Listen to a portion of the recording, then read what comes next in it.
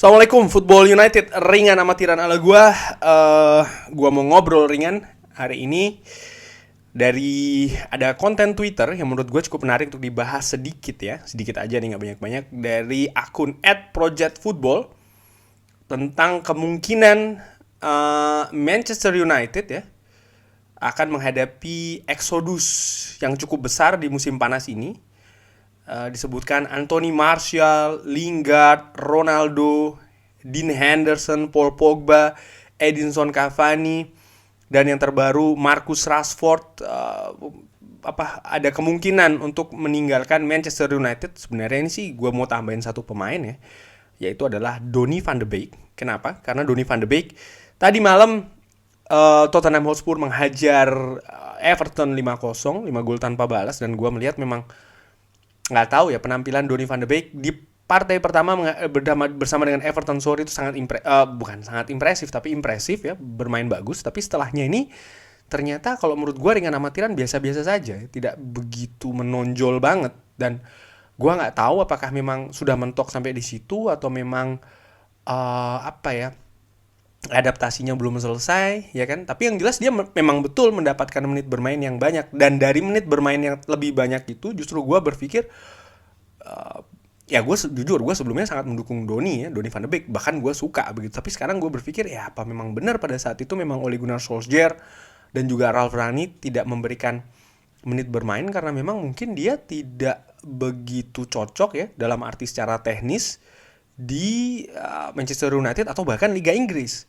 Tapi kalau dari sisi non teknis ya, kita tidak perlu bahkan ya untuk meragukan profesionalisme dari seorang Donny van de Beek. Tapi itu tadi ya. Nah, balik lagi soal masalah kemungkinan eksodus ini bagaimana? Nah, menurut gua sih ini oke, gua tahu pasti banyak yang berpikir, wah bagus nih ya kan, pemain Manchester United kalau perlu dikuras saja semua nih, dibuang. Tapi kalau gua tidak melihat seperti itu. Sorry, agak berbeda ya, karena menurut gue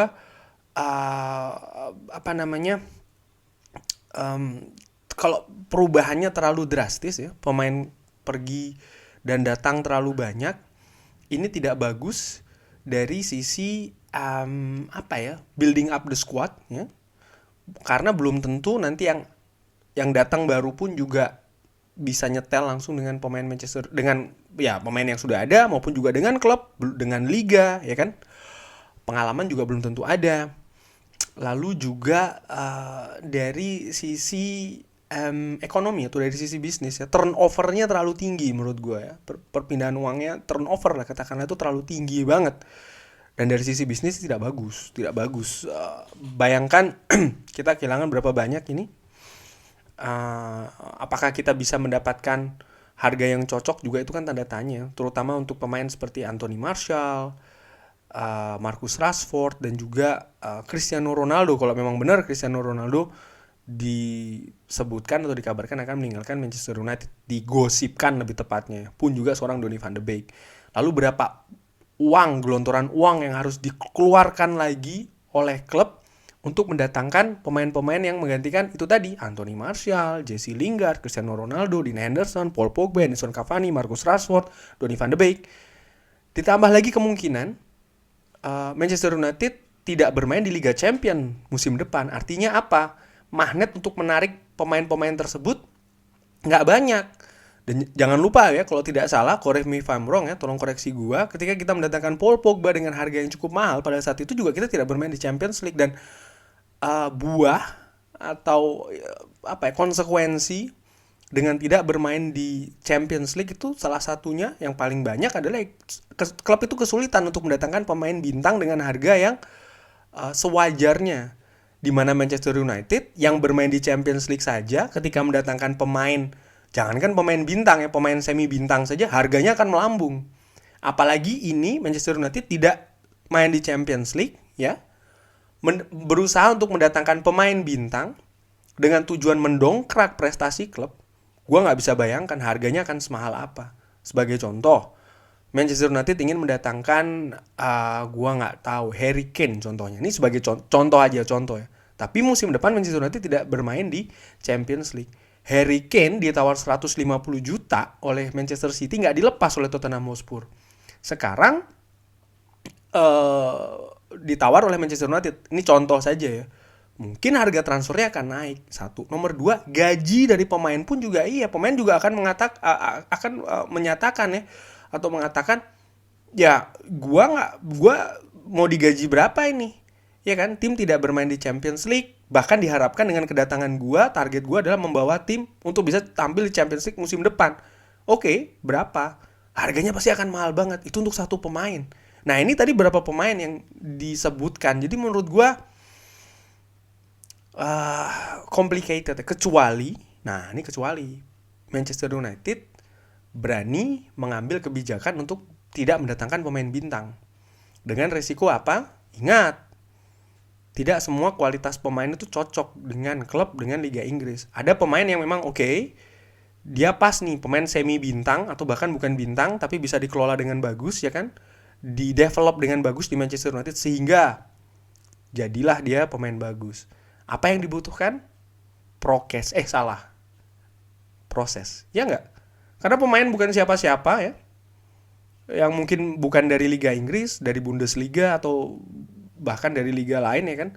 Yang kebetulan mungkin pemain tersebut tidak bermain di tim yang punya kualitas bagus pula, artinya top tim ya.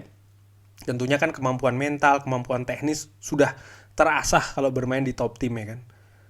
Bukan berasal dari sana. Ketika datang di Manchester United ya kan harus di-develop lagi, dan ini kan butuh proses, butuh adaptasi. Belum tentu bisa langsung nyetel, harus ada kesabaran di sana. Fans siap nggak? Mungkin itu tadi, permainan tidak langsung bagus, mungkin hasil juga demikian. Apakah siap?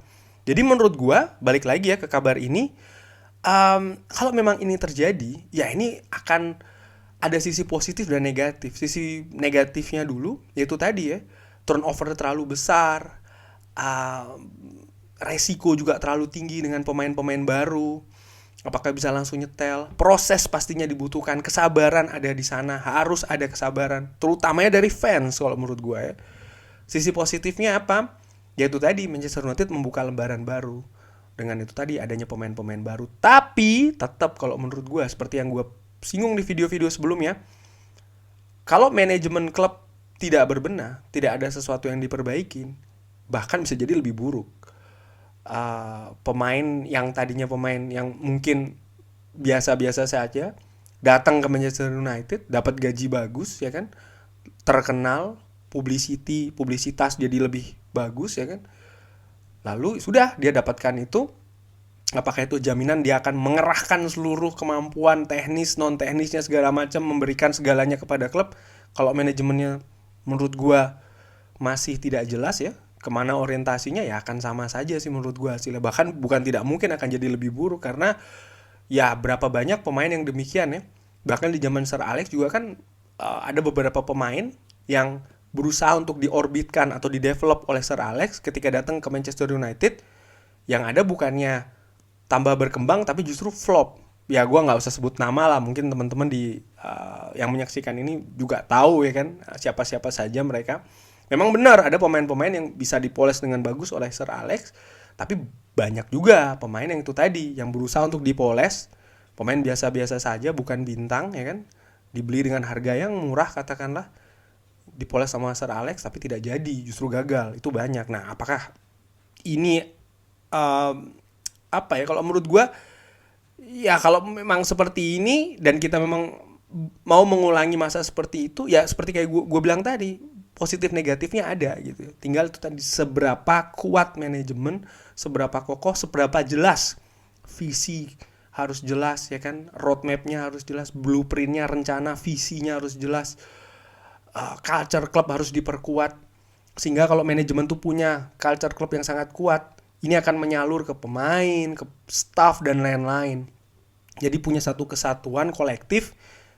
Tahu ketika mereka bermain, ya mereka bermain untuk Manchester United. Mereka tahu apa arti untuk bermain di Manchester United. Bukan cuman bermain di Manchester United itu berarti mendapatkan uang banyak, mendapatkan publisitas yang tinggi, sosial media banyak, followernya, bukan seperti itu. Tapi tahu apa itu artinya memperjuangkan bagi ya nama klub.